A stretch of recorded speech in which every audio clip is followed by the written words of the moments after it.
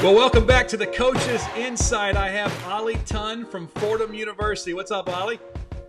What's going on, Richie? Good to see you, man. Good to see you too, man. I first met you when you were at Radford a long time ago. I know you've been at Davidson as a player and coach and UC Irvine, all three places. You went to the NCAA tournament, but you've been to Binghamton and Western Carolina. There's not many schools you haven't been at. And the one thing I've always admired about you is that you always seem to be so good with developing players. So we're here to listen to all the secrets of Ollie Tunn on player development. I wouldn't want to call them secrets, but I grew up in Turkey playing a different basketball environment where fundamentals were keys, and we practiced 5-6 hours every day in the gym just doing drills. So I love to use that experience and also the experience that I learned in the U.S. and mix them and help players develop and become better players. So what's the biggest difference between European basketball players and American basketball players when it comes to skill development? Well, players here are a lot more athletic and talented. And in Europe, we don't have as much of the athleticism, so we have to rely a little bit more of the work, and you have to get better on the fundamentals a lot more than if you're an athletic player. So what are some of the things that you really key in on with, say, perimeter players and post players? Because I know in Europe, correct me if I'm wrong, but it seems that here in the United States, we'll put perimeters on one side of the floor, post players on the other. But in Europe, they're more together a lot of the time, aren't they? Most of the times you're together, especially when you're young. Until you're 18 years old, you do a lot of the same basketball fundamentals that are necessary for you to become a good basketball player. And the footwork is very important.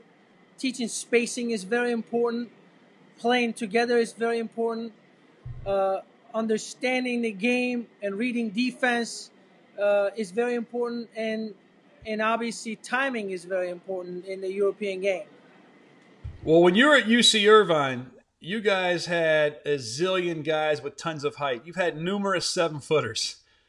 So, talk about, the most important things in your philosophy with developing post players and making them as productive and good as they were at UC Irvine. Well, I was lucky at UC Irvine because our head coach, Russell Turner, has got his reputation of developing big guys. So him and our other assistant coach, Ryan Baratelli, had most of the duty of developing the big guys. But the biggest thing for the big guys, number one, is understand how big they are. And embrace being big. Embrace the physicality of being big. Carving out space.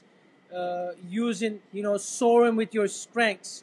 And if it's playing inside, getting good position, using the angles to shield your defense, using the angles to receive a pass, using the angles to roll when we play a lot of pick and roll.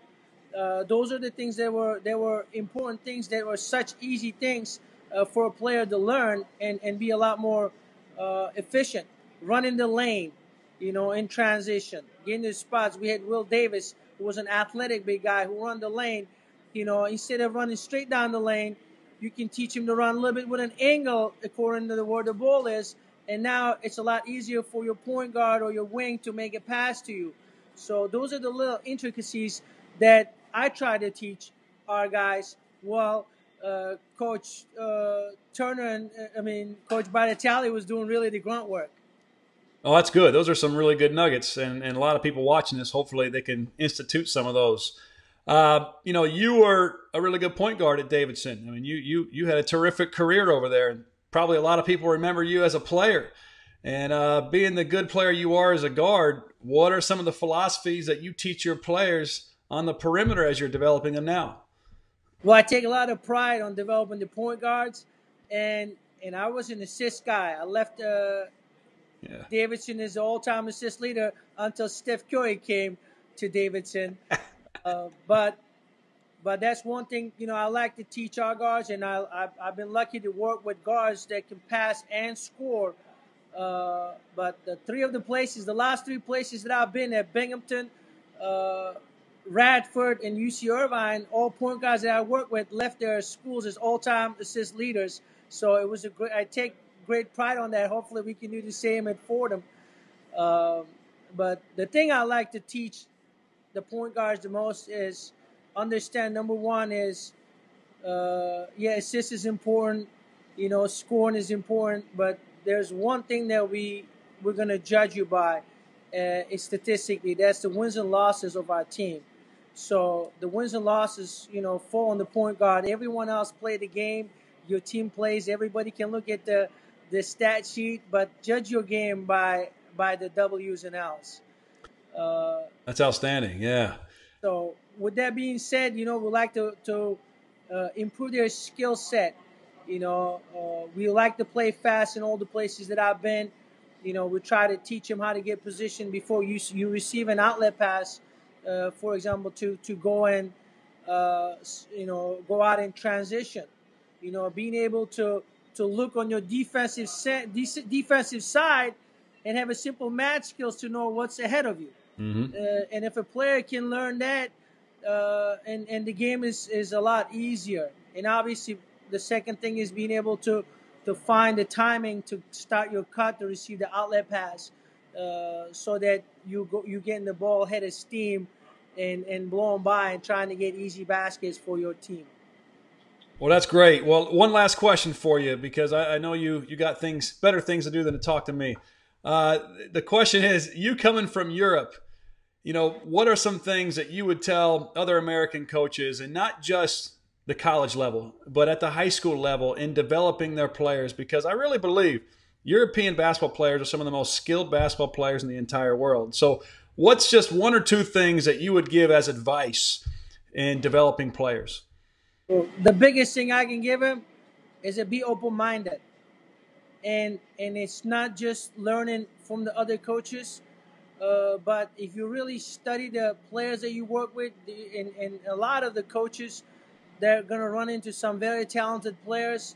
They can learn a lot from a talented player, because one of the things I love to do is watch a player and see what they can do. I like to give them a skill that I know they can do, but they don't know how to do it, rather than changing a bad habit. So that builds trust. That builds your player to come to you and ask for more advice or work more. And the same thing, if a player can do something that I didn't know, I didn't see before, I ask my player how you do that, and learn from the players, because every skill, every fundamental that we get, we learn from somebody. And have that open mind, and don't think that your system might be the best system, but there's always things that we can learn and help us become better coaches, and thus our team will become a better team. Well, Ali Tun, thanks for the words of wisdom. That's terrific stuff. All right, man, appreciate it, and I hope to see you soon, man. Hope so. ESPN. All right, man. Talk to you soon. All right, take care. Later. Bye-bye.